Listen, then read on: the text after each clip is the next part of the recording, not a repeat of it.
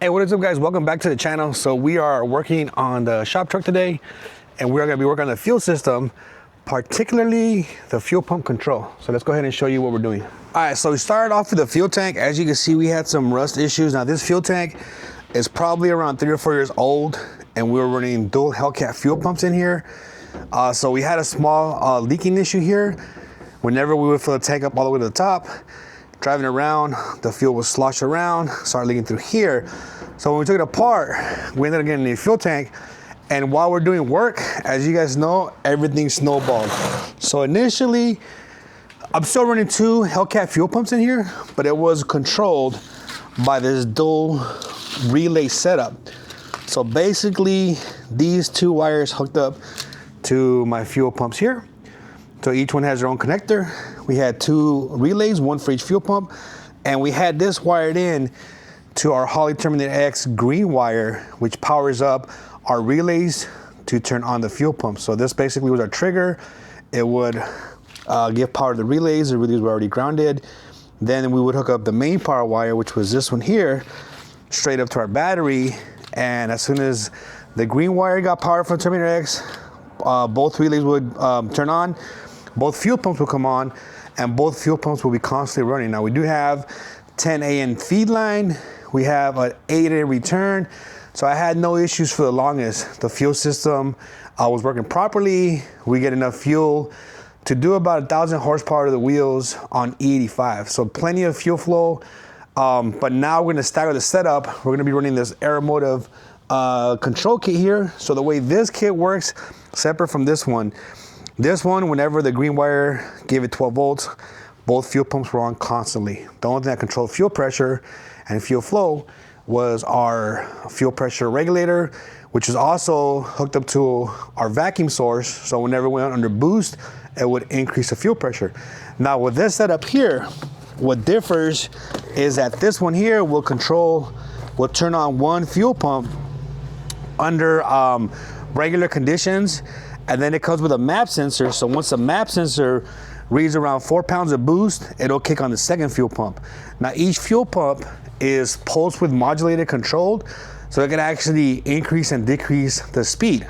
So if I remember correctly, the first fuel pump might be running around 80%, the second one might be around 10-15%, and then it's gonna ramp up the first fuel pump. Once we have boost, it'll ramp up the second fuel pump till eventually it maintains the correct fuel pressure. So it also has a sensor that goes on, where's it at, right here, that goes on your fuel rail, which monitors fuel pressure. So if it sees a fuel pressure dropping, it'll start increasing the fuel pump speed to increase the flow. So let's go ahead and check out how this kit works. All right, guys, so let's go over everything that's in the kit. Obviously, you get your controller here. So this is where all the wiring gets hooked up to. You can see the battery positive here. This is where you have your 60 amp, or if you're running 3 fuel pumps, 80 amp fuse wire hooked up to. So this one goes straight to the battery, and then it'll hook up to here, the battery plus. This will provide power to your fuel pumps 1 and 2 and 3 if you have the other one that has 3 fuel pumps. So you have fuel pump 1 here, and then fuel pump 2 and 3 over here. Now, the battery ground is gonna be this one here.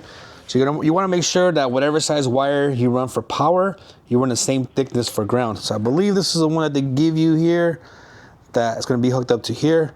So all your negative will be hooked up to here from this wire to the battery, and then your fuel pump grounds will also be hooked up to here, so they get a ground from there to your batteries. Now, in the kit, you get a 3-bar map sensor. This map sensor will plug into this little port right here. So it'll, there's a screw hole right there. You see there? These 2 right here are for your mounting. So these are for your mounting. This one will screw on right here. Oh, my bad. Right there, like that. And then on the other side, you have this MPT, comes with a fitting. So you'll screw that in there. You're gonna run this hose to a vacuum source that also gets a boost signal. You also get your harness for that. So in this harness will eventually hook up to this pin connector here. This pin connector will hook up to here. There is wiring instructions in the manual that tells you which wires go to what pins on here. So you can plug that in to here. It also comes with a pin. It doesn't come with pliers, obviously, to crimp the wires, but these are the pliers I use here. I've had great success using them on various types of connectors, so I'd recommend getting these. Next up in the kit, you'll have your fuel pressure sensor. This is a 0 to 100 PSI sensor. The map sensor is a 3-bar map sensor. So this one here also comes with a connector. This one, you'll need to figure out where to put it at. I recommend putting it in your fuel pressure regulator. If not, you could also get, if you're running AN line, you can run an adapter that has a 1/8 MPT AN plug, or a MPT plug that you can plug this into, so you can read fuel pressure. You also get these big fat wires here. These are the ones that power up your fuel pumps. So these right here with these connectors already attached will go to here, and then the other end will go to your fuel pump connector, which is going to be these two right here. All right, so just based off the wiring and how long everything is, this one here, we're gonna run, obviously you gotta run it as close to the battery as possible, and then from there, this will hook up to here. Then you're gonna run your ground wire from there to the battery. It looks like we have enough length on this one here to run it from pretty much the engine bay. If we connect that to the engine bay, this should be able to reach the fuel tank. Looks like we have enough wiring. The map sensor, you want to run it as close to your vacuum source as possible. And then this harness here looks like it's long enough to reach this, no matter where you mount it on the vehicle. We also have this other one here for your fuel pressure sensor. Now this one for us, it's under, here, let me show you where it's at. It's actually next to the fuel tank. Right here. So we're gonna mount it, we're gonna take this off here and mount it here. And that is, should have enough wiring. If we mount that module, I think we're gonna mount the module here so it's close to the battery, and then underneath it somewhere we're gonna mount the map sensor. I don't want to put anything on the firewall. I like trying to keep everything off the firewall, but I don't mind having it up here in the front because people don't really see it up here. They usually are looking this way when they're looking at your vehicle. So let's go ahead and start mounting everything up and see how it works out. All right guys, so I got the side that goes to the battery on the fuse crimped up, and I like to use this wire loom. I think it makes everything looks a lot cleaner. And I also like to use these wire heat shrinks on the end of my wire loom to also make it look cleaner. Obviously I labeled this one red because it's a power. The reason I do that, guys, is in case someone else takes off my battery terminal or something like that, they know the red ones go to the positive and the black ones go to the negative. So that way they don't mix that up and damage anything on my engine. If for some reason I do take it to the shop to get some stuff done. But now we're gonna run this one to the positive of the battery, run the wires underneath it, and then cut to length, and then hook it up to the control module. You can see where the control module got mounted up on the freaking radiator support. All right, so before we start mounting everything and wiring up the electrical system, you wanna make sure you disconnect your negative on your battery. That way you don't short anything out, because you will have some positive wires hooked up to the battery and they might be live. They might be floating around. So you wanna make sure that the battery ground is not hooked up. That way, if the positive wires touch the ground, they don't arc or short out. All right, so next we got these 3 thick wires. Now the black one is gonna be an 8-gauge wire. These right here, the red and the green, are gonna be a 10-gauge wire. So the reason the black is thicker is because it's using one wire to run both grounds for the fuel pumps. And this one has each individual wire for each fuel pump. So we're gonna use a red for the main fuel pump number 1. And we're gonna use a green for fuel pump number 2. And like I said, this one goes to the back, and there is a splitter in the kit that'll split off this one wire into 2 10-gauge black wires for each individual fuel pump. Now we're gonna run those 2 wires to here. This one's for the black. So this black one here will get bolted onto there. The green one, we're gonna use that as a secondary fuel pump. So we're gonna put that up here. And then the red one's gonna be the main fuel pump. That's gonna be bolted on down here. Now there's also a black wire that goes from here to the ground on the battery. So we're gonna do that afterwards, after we do these 2 wires, or 3 wires, I mean. All right, so now we got those 3 wires hooked up here, 2 for the fuel pump, 1 for the ground. We also run the ground wire. As you can see here, we measured it out, and it'll connect perfectly. Now you don't have to run the entire length of the wire. As you can see, we cut some off. because the shorter the wire, the less amperage it takes to run voltage across it. So if you can make your wires as short as possible, that's the best, especially when you're carrying high current. So that's what we did here. We cut them off to length so that way they fit nice and routed correctly, nice and snug, and they don't carry a bunch of amperage because they don't have to go that far. So now the next step we're gonna do is we're gonna mount a little block here. This is where the map sensor will mount to. So since we're in the area of the engine bay, I think we're gonna mount it right here, because that way we could run the wires from the map sensor from the sensor to our plug right here. It's gonna be a long run, and then our vacuum line is gonna run down this way, and we're probably gonna tee off here because this is where the wastegate's at, and it also hooks up to our boost gauge in the dash. So that's gonna get the most accurate boost reference, and we could read it off the dash to make sure we're reading the correct amount of boost. So we're gonna go ahead and tee off probably right here, run the vacuum hose down, and then mount the little block right here. All right, so in our kit, in this little bag, comes the NTP 2 barb fitting that will screw into the bottom of our valve block right here. And then that's gonna be the vacuum hose that we hook up to our vacuum source. On the top, I believe these screws are the ones that go in here, but they barely stick out. So I'm gonna go ahead and run some different ones. I'm gonna run these right here that are a little bit longer, and they actually sit flush in there. And it comes with this other flange bolt here. This flange bolt is to mount your map sensor right here. Now when you mount your map sensor, I'm gonna put a little bit of silicone spray on these rubber O-rings so it doesn't get pinched or anything like that. Then I'm gonna put it in there, push it in, then tighten it down with a bolt. Don't put it in cockeyed and then try to tighten down with a bolt, because you will damage the sensor. Make sure the sensor is all the way flat, and then put the bolt in. As with any MPT threads, you want to run some thread sealing on there. You could use the white sealant, which I use, or you could actually run like blue Loctite. That'll work as well. Or you can use a thread sealant tape. That's very common and popular. So you can just use that and then tie it down snug. Obviously, the tighter it gets, the more you're going deeper into the hole. So you don't have to go super tight on these. All right, so the map sensor is bolted on. The adapter is bolted on to the radiator shroud, or I mean the radiator support, and we have the map sensor attached. You can see the hose runs down that way, and then it tees off in here like we plan to. That is a 1/4 inch hose. Next up, we're gonna wire up the map sensor. So this plugs in to the map sensor, and then the other side will plug into our connector here.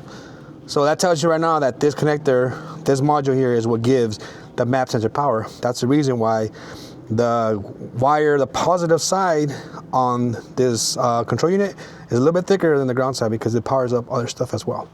So let's go ahead and route that up, or let's go ahead and wire this up according to the schematic, and then we're gonna move on to the fuel pressure sensor. Now, as you can see on the harness, we do get a lot of wire for this, which allows us to mount that map sensor pretty much anywhere on the vehicle, definitely anywhere on the firewall. But because we're mounting it here and we're so close, we're pretty much just gonna connect this to here. Then we're gonna figure out how much wire we need to route it to the correct pins right here, which shouldn't be much.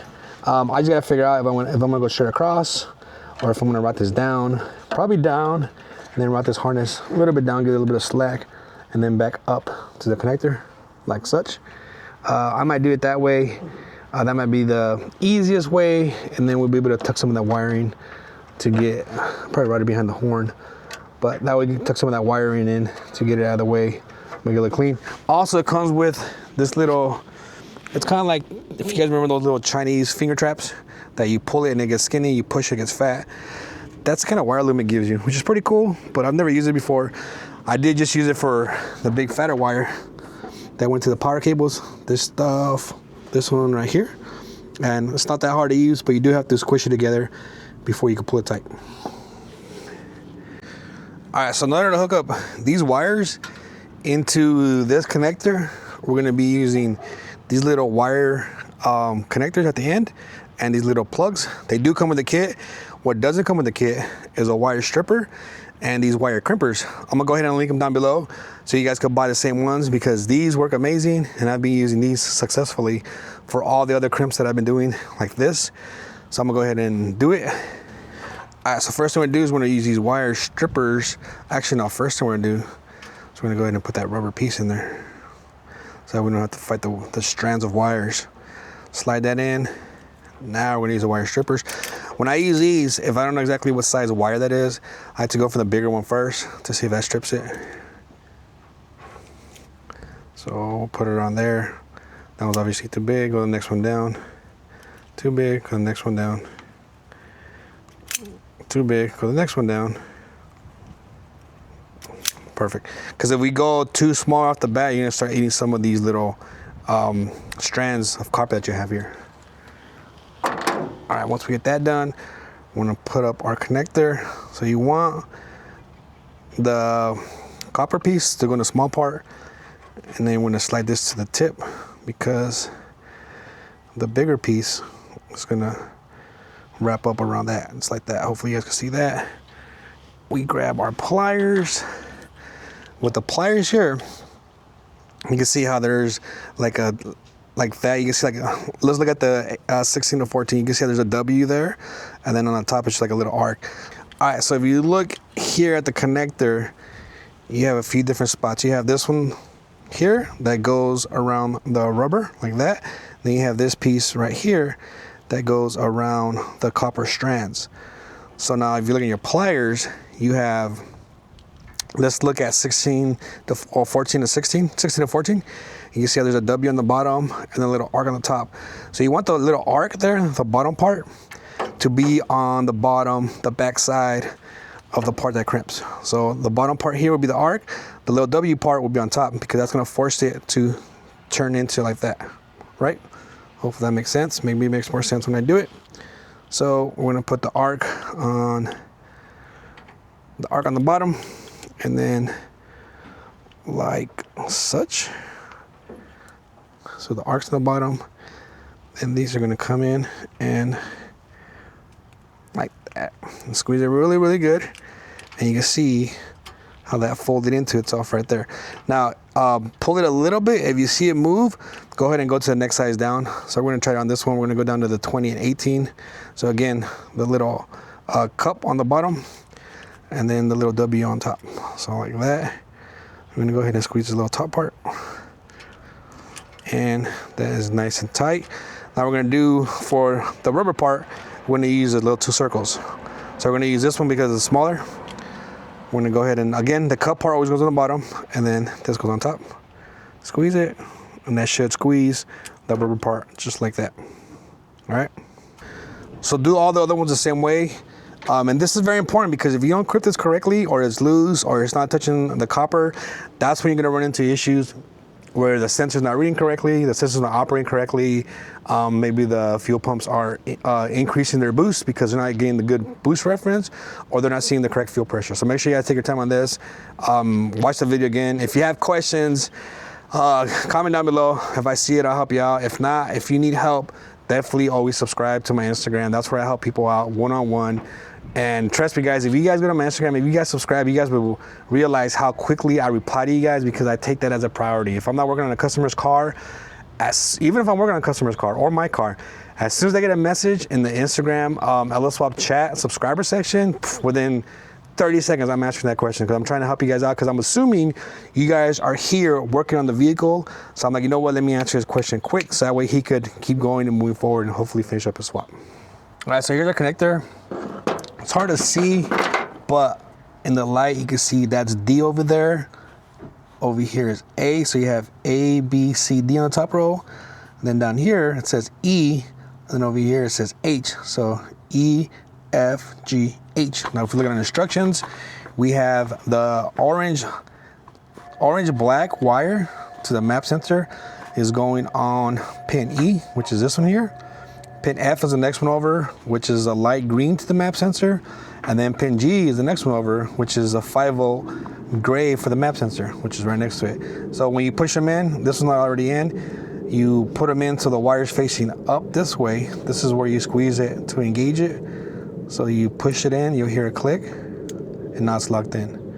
So that's all the wires for the map sensor. So next we're gonna do the fuel pressure sensor. All right, so next we're gonna install the fuel pressure sensor.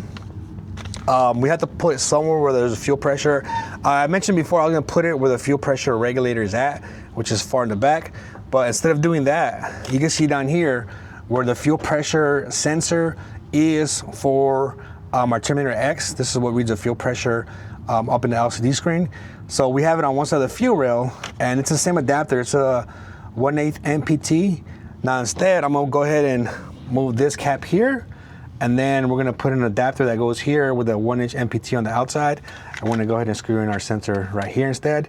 The reason for that is the wiring harness will be a lot shorter from here back this way to our harness right here versus running the wires from here all the way across the engine, all the way to the back where the fuel pressure regulator is at. So we're gonna go ahead and put an adapter here and put this in there. If you have similar fuel rails, you can use the same adapter. The link's in the bio as always. I'm putting all the links of the stuff that I use that's not in the kit in the bio or in the comments down below. So make sure you guys check it out.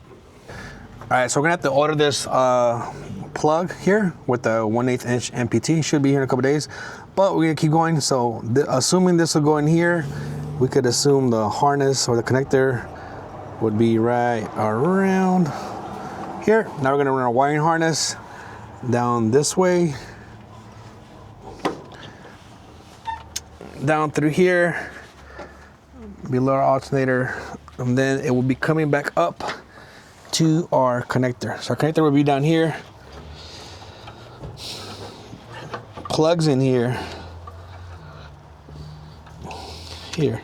So we need to run these wires down, make sure they're long enough to plug into this connector right here. So we're gonna measure it out, cut it, and then put the wires in this connector right here. All right, so you can see we measured out about that much harness, and you can see how much they gave us. They gave us a ton of harness, which is fine because some of you guys might want to run this all the way back to your fuel pressure regulator, which we had enough length, but since we're not, we have a lot of left over. But we're gonna go ahead and put that little Chinese finger trap stuff on it, and then we're gonna connect it to our harness connector. All right, so here's the 3 wires coming from our fuel pressure sensor connector. So we have the gray one. If you remember, this one was A over here on this side was D. So we have the gray one going to A, and then B is gonna be the black one. And then this one kind of looks like a dark gray, but it's brown. So that one's gonna be D, or I'm sorry, C, A, B, C, the third one. And if you look on these right here, you see where little tab's at right there. On the top part, the tab goes up. The bottom part, the tab is going down. So you push it in till it clicks, and then you always get a tug to make sure it doesn't come out. And that's it for the fuel pressure sensor. All right, so that leaves us with 2 connectors left. So on the top, we have our pin D, which is gonna be our 12-volt source, which we have to provide 12 volts to this connector. And on the bottom, we have the ground. Now you could pick either one to be controlled. So for example, if you want to use the Terminator X to ground this out, you have to make sure you have 12 volts constant on the top pin. But we're gonna use the green wire that comes out of the Terminator X harness. That's a 12 volt key on power source for the fuel pump. We're gonna use that one. We're gonna plug that one in on the top. And then the bottom pin, the ground pin, which is pin H, we're gonna make sure that that one's grounded constantly. So we're gonna run that one to the battery. And then you only wanna have one wire switched on. You don't wanna have the Terminator X control the ground side and provide 12 volts key on power at the same time. You wanna have one constant, and then you wanna have one switched. So either the ground switched or the power switched. All right guys, a quick tip, because I was having issues and it's all my fault. I misread the instructions. So I was having issues where the fuel pump was constantly on, even with the key off and everything.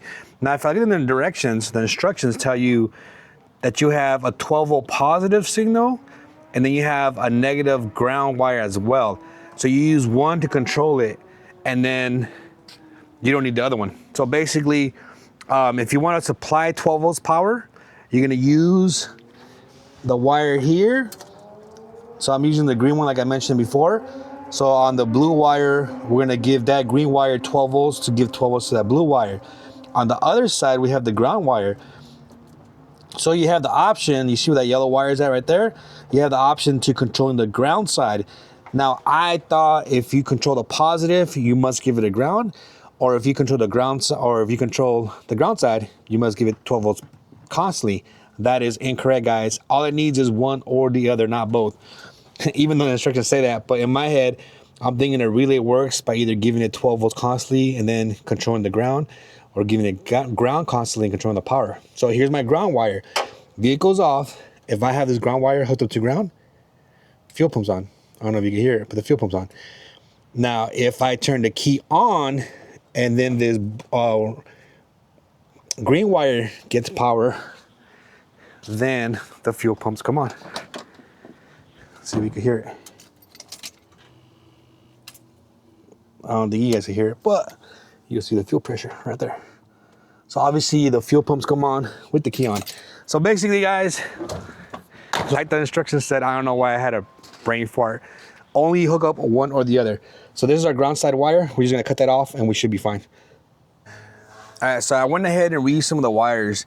Now the top one I went with green just because the Terminator X wire coming out is gonna be green. So I wanna make sure those two match. Now on the instructions that flew away, it gives you different colors. So it tells you the pin D, which is a 12 volt positive, should be a blue wire. And then it tells you the pin H should be a yellow wire, which I don't know if it came with the kit. I didn't see it. But anyways, I'm happy with this. I'm gonna go with this. I know where they go. So we're just gonna wire them up. This green one is gonna go back down to our Terminator X harness to the green 12 volt prime wire for the fuel pump. Now these wires, because they're control wires, all they're doing is giving a signal to this computer here to tell it to turn on. They don't have to be super thick. Now the main power wires that are going to the fuel pumps, those will be super thick, and you'll see that when we get to them. So you can see these are the wires that were routed down below underneath the vehicle. You can see, like I showed you before, the black one, this is about a size 8 gauge wire. And then these, the red one and the green one, are size 10. So let me show you what connector I'm gonna use for these, because you obviously have to use a bigger connector because you're gonna pull a lot more amperage. All right, guys, so this is the kit that I use from Amazon. The link is in the description below. I have plenty of these kits because I use them a lot, especially for like the fans and stuff like that. So let me show you what's in the kit. Now you have obviously the female and the male connector. And then you have 4 of each, or 2 of the females, 2 of the males. And you have these that hold the connector in there once it's locked in place. And you have 2 of the rubber seals. Now one of them's already installed, and the reason for that is they want you to run the wire through here all the way through, and then you crimp this on there and then you pull it to where it locks in place. So let me show you. All right, so as you can see, I put the wire, this is a 10 gauge wire, I slid it in through the rubber piece in the back, and I slid it all the way through. Now from here, I would connect this on here and then crimp it. And then once I crimp it, I will pull the wire out, assuming that it's crimped. I'll pull it out until it locks in place. And then you do that for both sides.